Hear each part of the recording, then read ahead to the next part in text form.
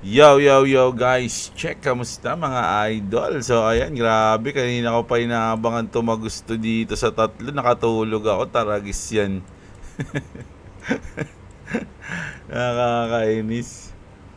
Inabangan ko yan eh. Sabi ko pag tumagos dito sa tatlo eh. Alam ko mababasag niya to eh. Nakaidlip ako pagkagising ko. Naku, nakatagos na. Lumampas na tuloy. Nalampasan na tuloy ako. Sayang to ah. No? So ayan, okay lang yan mga idol. Mag-update tayo ngayon. Huwag niyo kalimutang i-like ang ating video mga lodi. At sa mga wala pang crypto exchange dyan, nandiyan yung ating BitGet sa link mga idol. Grabe, mag-update tayo ngayon. So ito, nakita ko to mga idol. Alam nyo ba to? Etong chill guy. Grabe. So nakita ko to kasi nag-aano to yung mga lods eh. Tawag dito. I-15 minutes natin. So nag-pump siya, no? Napunta to sa BitGet November 24. Ay hindi, 22 pala, 22. 2024, ayan. November 22, mga lods, no? Ayan siya dito. November 22, nasa BitGet na siya. So, halos mga 6 days na, 7 days, no? Na nandito siya sa BitGet. Nakikita ko na itong ano na to, sabihin. Chill guy. Sino nakakaalam nito? Mga lodi. Itong chill guy na to. Asan na? Meron 95k, merong 39k. So dito tayo sa 95k. Ayan. Ito, nakikita nyo ba to? Ha? Meron daw nag-invest, no? $100 lang, biglang naging $1 million dito. So check natin yung kanyang chart ha, mga idol. Nagulat din ako eh. Nagulat din ako dito mga lods, 30. Alam nyo ba kung magkano to? Tingnan natin max. Umabot, nasa ano siya? 0.3 oh. Oh, November 18, 0.3. So November 22, so nandito na siya. Mga lodi, siguro nasa 20 pesos na siya. Nung napunta siya sa BitGet, no? Nasa 20 pesos na siya. Pero nung ilabas siya, nasa 0 point lang siya. Grabe. Nakita niyo yan mga idol, from 0.4, sabihin natin 5 centavos. Ngayon napunta na siya sa 37, nag 37 pesos and then 31 ngayon. Ganyan siya na, kagigising ko lang mga idol. So ayan, 31. Gravities, no? Oh, sino mga nakasabay dito? Congrats agad, no? Maraming alam nyo mga lodi, yung mga ganitong coins, di ba sabi nga nila 1 in a million lang yun, yung makikita mo na from 0 point something magiging malaki o half a dollar, $1, mararamdaman mo yung 100 or 1,000 times, no, ng coins na tinayaan mo. Sabi nga nila, merong alam nyo yung istorya ng $100 na naging $1 million, na maraming ganun dito sa crypto. Sa SHIB nagkaroon ng ganun, sa Bonk, sa Pepe nagkaroon ng ganun. Pero alam nyo din ba na yung $1,000 nagiging zero minsan? Nagiging zero mga idol, no? So yung mga ganitong story, kasi nag-PM sa akin to eh. May nag-PM sa akin siguro 3 taon na ako. Jeblo, alam mo yung chill guy? Grabe yung storya, ganyan-ganyan, no? So, minsan lang yun, mga lodi. Pero kung ikaw, ako nga eh. Ako nga, mga idol, hindi ko to nalaman. Nalaman ko to, nasa top na, halos mga 30 pesos na. So, siguro, napunta siya sa mga crypto exchange, medyo tumaas na siya, nag-pump na siya. So, napunta siya sa BitGet, 22 pesos, November 22. So, nandito na siya sa 20 pesos range na. 'Di ba? So, yung etong zero, hindi ka na makakabili nito, hindi ka makakataya nito. Pera na lang kung alam mo na mangyayari to, hahanapin mo talaga to. Pwede mo siyang bilhin sa pancake swap, sushi swap, or sa mga something na swap-swap. 'Di ba? Doon mo siya bibilin. No, pero pagdating niya sa exchange, malaki yung chances na mataas na siya. And then magba-drop siya, no, kasi syempre may magte-take profit diyan eh. Once na napunta siya sa exchange, yung mga nakabili pa lang dito sa baba, magte-take profit na yan dito once na kumbaga sa news. Sa rumor, bumili sila, sell the news sila dito and then magda-drop. No? So ang maganda lang dito sa Chill Guy kasi dahil sa hype, no? Dahil sa hype na grabe yung Chill Guy ah. So na-sustain niya yung yung hype niya. Hanggang ngayon umabot siya ng 37 pesos. So hindi natin sure kung ano mangyayari dito. Pwedeng dumire-diretso pa siya pataas or pwedeng rumekta na siya pababa. So nasa inyo yan mga Lodi. Ayun yung opinion ko dito kasi may mga nag-PPM sa akin tungkol dito sa Chill Guy eh. Mga Lods. No? So ayun yung sa akin dito, no? May mga makikita tayong 1 in a million na pangyayari na $100 to $1 million, pero hindi natin nakikita yung $1,000 sa maraming tao. Halos araw-araw ng $1,000 is nagiging $0 mga Lodi o nawawala pagdating sa mga invest and sa trading, di ba? So ganun mga idol, no? So kung nandiyan ka, nakasabay ka, natimbrehan ka ng maaga ng developer neto, solid ka, di ba? Panalo ka na, mga idol, no? Paldo-paldo ka. Pero kung hindi, syempre, mahirap kasi talaga tiyempohan yung mga ganitong coins, mga Lodi, no? So, ayan. Ayun yung opinion ko dyan kay Chill Guy. Hindi ko alam yun, nagulat na lang ako eh. Tapos, etong Ethereum, ang lupit. Check natin Ethereum. Grabe yung tsura ng Ethereum, oh. Ang awkward. Ang lupit. Ano to, no? Biglang nag-drop, no? From 201. Biglang nag-drop siya ng 192 and then pump uli. Ang kulit lang nangyayari sa Ethereum. Pero ngayon, mga Lodi, 6% siya. So, malapit niya nang malampasan yung all-time high niya, mga Lodi, no? Na 244. Grabe, napakalapit na. Napakalapit na mga idol, 244. Magkano na lang yan, no? 30 pesos to eh. 30,000 mahigit na lang, mga idol, no? Malalampasan niya na yung kanyang all-time high, mga Lodi. Grabe Ethereum. Congrats sa mga nagbodega ng Ethereum ng mga nakaraang bear market, mga Lodi. Tandaan nyo, nung nakaraang bear market, nagkano ang inaabot ng Ethereum, pinakamababa ng Ethereum, sabihin na natin 2023 na. So 90,000. So pero kung nung 2020 kasabay ka ng Axie, nag 53 pa siya, no? 53,000 lang. Isang Ethereum, no? Ngayon nasa 212,000 na siya, mga idol. So at malapit niya nang ma-break yung kanyang all-time high. Ganong kalupit si Ethereum, mga Lodi, no? So, ayan. Tapos, eto. Ang ganda na ito, mga Lodi. Ito, good news na malupit to. Dati, ang dami nag-a-apply ng ETF sa Bitcoin. Walang pumapansin, mga Lodi. Lagi nadi-deny, nadi-decline or something. Hindi na ano. Pero, pag BlackRock yung nag-apply, pasok agad. Mga Lodi, natandaan yung news na yun. Ang dami na nag-apply ng ETF sa Bitcoin. Pero walang hindi pumapayag. Pero nung BlackRock yung nag-apply, mga Lodi, automatic tinanggap agad and then mabilis na nagkaroon ng ETF and then sumunod na lahat ng iba. So ngayon, sabi dito sa Crypto Alert, News and Opinion, nakalagay dito, BlackRock and JP Morgan readying, tama ba?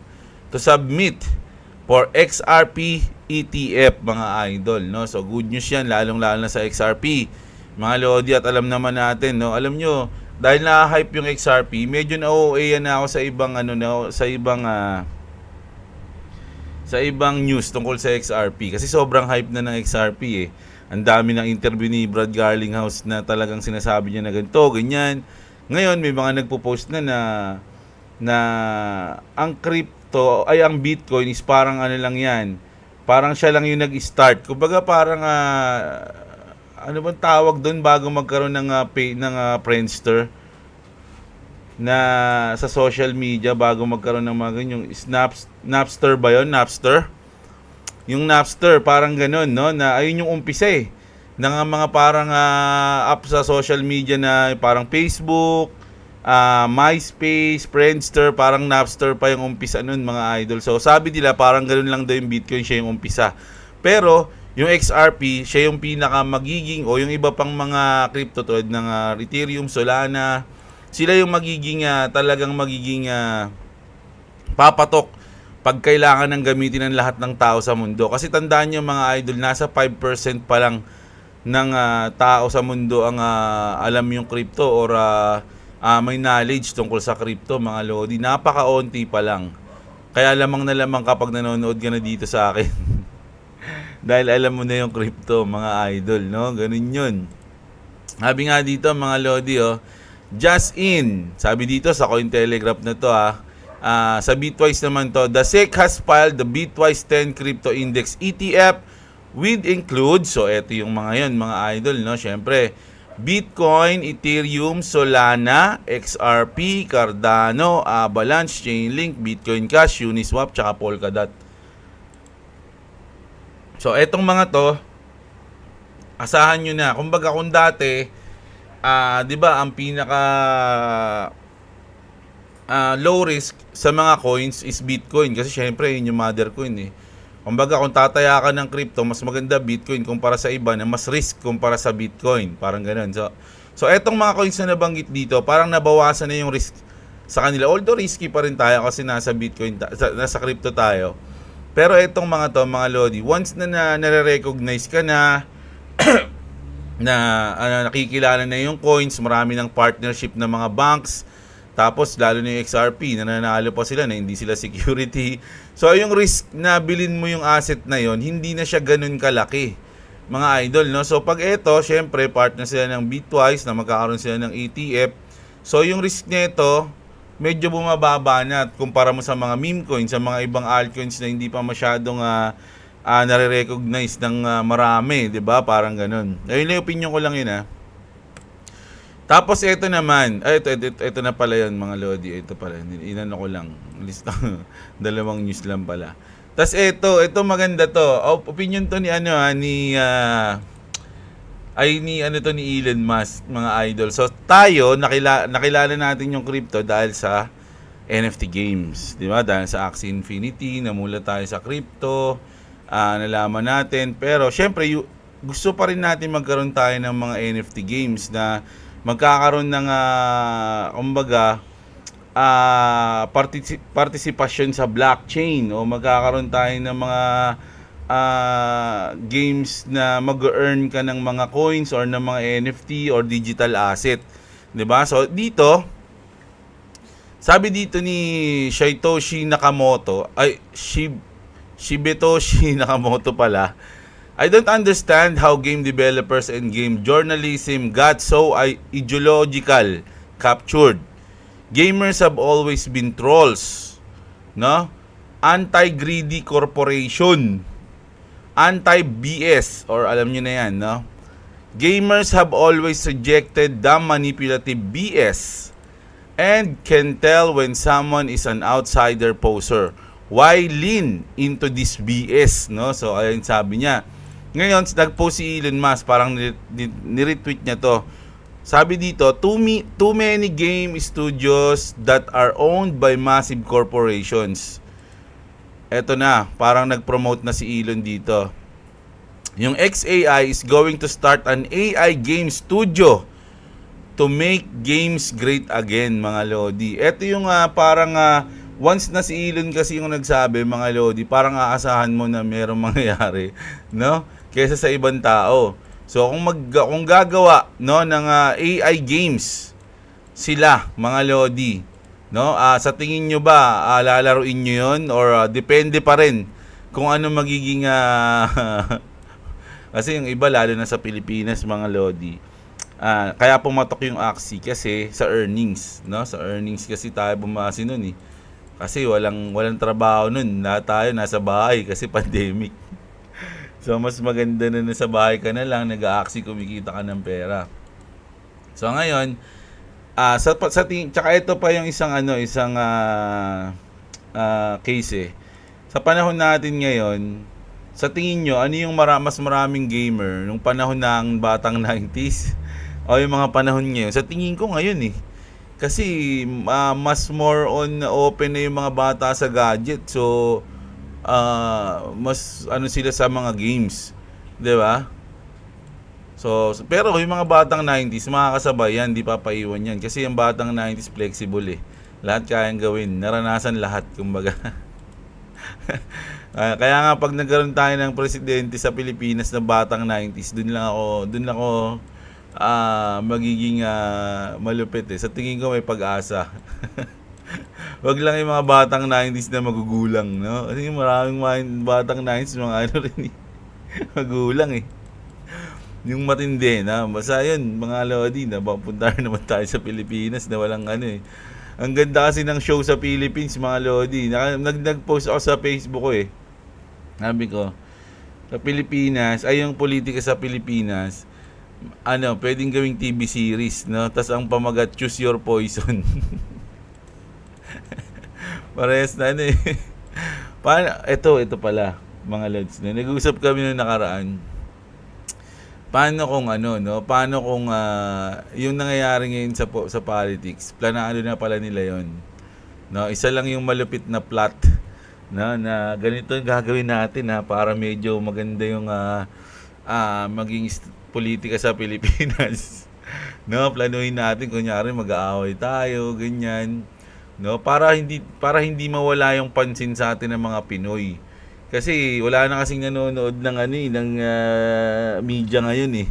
Mga lods eh, di ba? Ang nanonood na lang ng TV ngayon yung mga matatanda. Sa tingin ko lang pansinin niyo, yung mga matatanda, sila na lang yung mga nanonood, tas minsan piniplay na lang yung ang gusto nilang balita, yung mga nangyayari sa mga krimen, pero yung pagdating sa politika parang nakakainis na panoorin eh, di ba?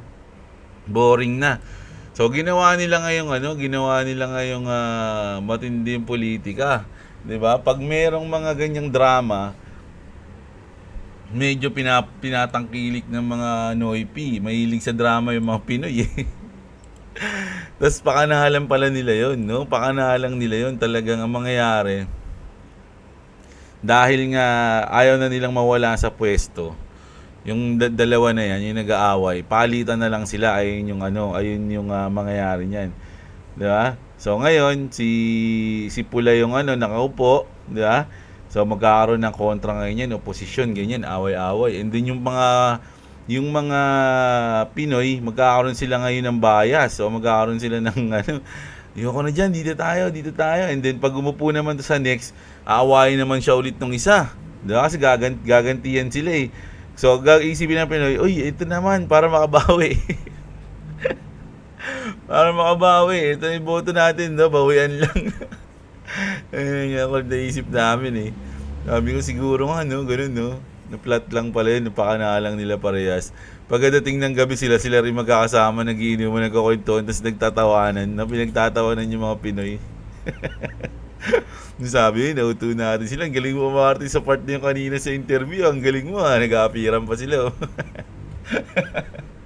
Paano pagka ganun, guys? Anong gagawin natin pagka ganun? Grabe. Ang kulit no?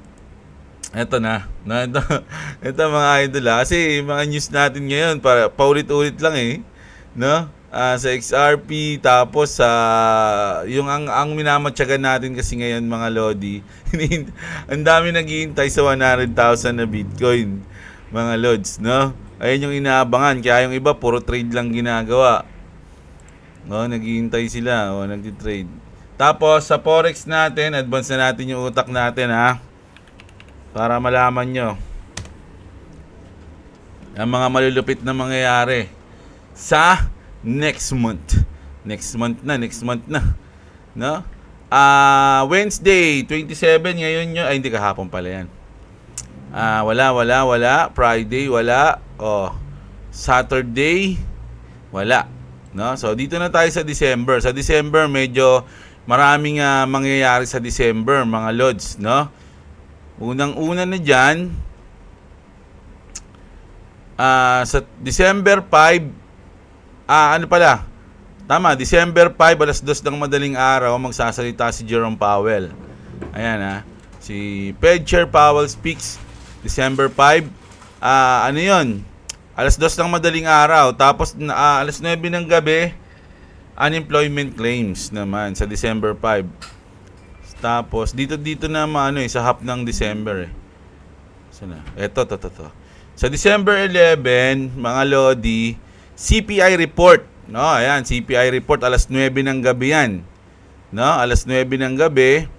And then PPI report naman sa 12. So magkasunod na araw 'yon. 11 CPI, 12 PPI, parehas 9:30. Tama ba? Ano ba 'yung sa ano? 9:30. 9:30 din. So ganun mga Lodi, no? Ayan yung aabangan natin na mga event, mga Lods, no? So kaabang-abang 'yan. Mga idol, kaabang-abang. So sa ngayon, ayun lang muna ang update natin, pero babasahin ko sa inyo 'to, mga idol. Ito parang nagandahan lang ako sa sinabi niya, no? I get asked a lot, how much XRP do I need? Hindi pa po, bebe. Mamaya tatawagin kita. How much XRP do I need? Sabi niya dito, sabi ni Jack Clabber. While you stress out bags thinking, but I need more. Sabi no. Kumbaga, maraming nagsasabi na kailangan ko pa ng marami, kailangan ko pa magbudega ng marami. No, parang ganoon Parang ganoon yung iniisip ng iba, no. Kailangan magbudega tayo ng marami. Sabi niya na. Hold what you can. Ayun lang daw mga idol, no. Hold what you can. Don't overextend yourself. Lots of people aren't even in crypto yet. You're early. You're blessed. Act like it. Ayun yung sinabi niya, no? So, ang ganda ng sinabi niya dito, mga Lodi. Huwag kayo masyado magmadali. So, di ba? Sabi niya, halos sabi nga basta sa ni-news ko yun dati, ayon sa research, mga idol, nasa 5% pa lang, no? Ang nakakaalam ng crypto. Pansinin nyo, halimbawa, ikaw nanonood ka sa akin, no, alam mo yung crypto, meron kang mga bugs, meron kang mga coins.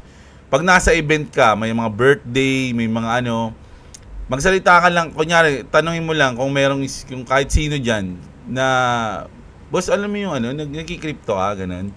Pansinin mo, wala. Sa dami ng taong imbitado, parang ikaw lang yung may alam sa crypto. Parang ganun yun, mga Lodi. Ganun nararamdaman ko minsan pag may mga gathering. Alam lang nila yung crypto, alam nila yung Bitcoin, pero wala silang hawak, Hindi pa nila na-explore yung mismong system noon, mga idol. Hindi pa nila alam. Di ba?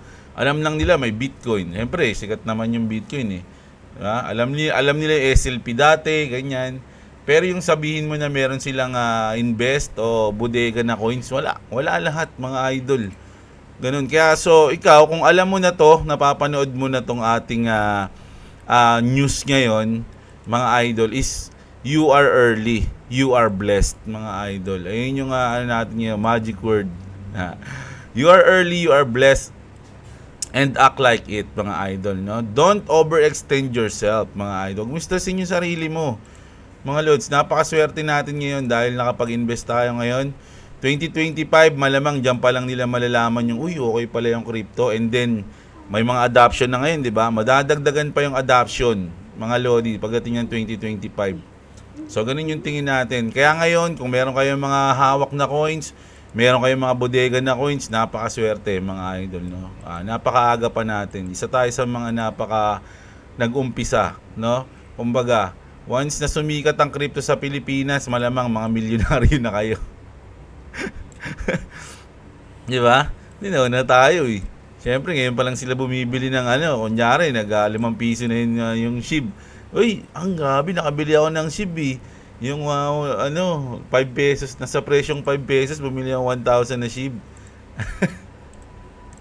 Ikaw, anong presyo mo nabili si SHIB? 'Di ba?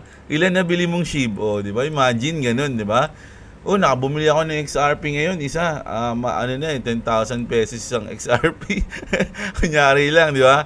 Sa 2028, yung 10,000 na yung XRP. Ikaw, magkano mo nabili si XRP nung nag-crypto ka? No? Nabili ko si XRP, 20. Legit yun. Nabili ko si XRP, mga nasa ganun. Si Cardano nga, nabili ko dati yan, 13 pesos eh. Tanda ko, nagiinom pa ako sa Tata Ilyo nun eh.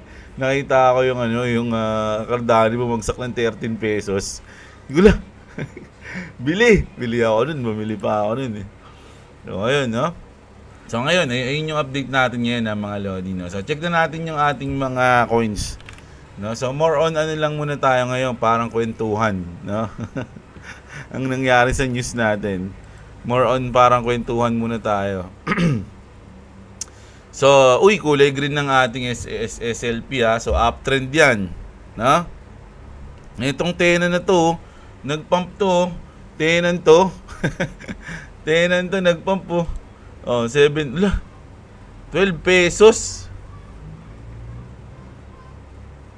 Max nga natin. Grabe, no? Ano kayang ginawa nila? Siguro dito sa part na to, nagbilian na sila dyan, no? Tapos game, burn na natin. Kahit sino ba yung mga nakasabay na, andyan na? Okay, burn na natin. Pagka buyback nila, binurn nila, boom, biglang nagpump, no? Kaya sila lang nakakaalam yan, hindi natin kasi alam yan eh. Choy na mo, Choy, ha? Baka makapirate si Papa. Okay. Hinaan mo yung sounds mo. Grabe, no? 1,200%. Tena. Bigla nga siyang pumasok sa ano eh.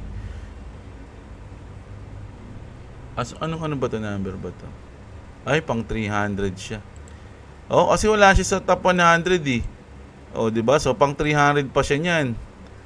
Nagpump siya. So hindi mo talaga siya mapapansin, kumbaga walang masyadong news. Kumbaga hindi mo ganun yung nagtataka ako sa iba. Ba't di ka nakataya ng ganun, nagpump ng malaki? Paano ka magtataya nun eh, hindi mo naman napapansin yun, napansin mo na lang siya kasi nagpump na siya. Ang dami-daming pwedeng pansinin dito. Di ba? Yung talagang solid na mga coins. But sa tingin, paano sa tingin mo na mapapansin mo yung mga ganong coins? Diba? Give me a reason. Diba? Mapapansin mo lang siya kapag lumipad na kasi makikita na siya dito sa mga nag-trending, mga largest gains, diba? Largest gainers. Pero kung wala pa siyang galaw, hindi mo siya may isip na bilhin. Diba? So, ganun yun. Pera na lang kung alam mo na magpapump ng ganun, kasabot ka ng developers, pwede yun. Diba? So, check natin yung, ano na ba tayo, AXS.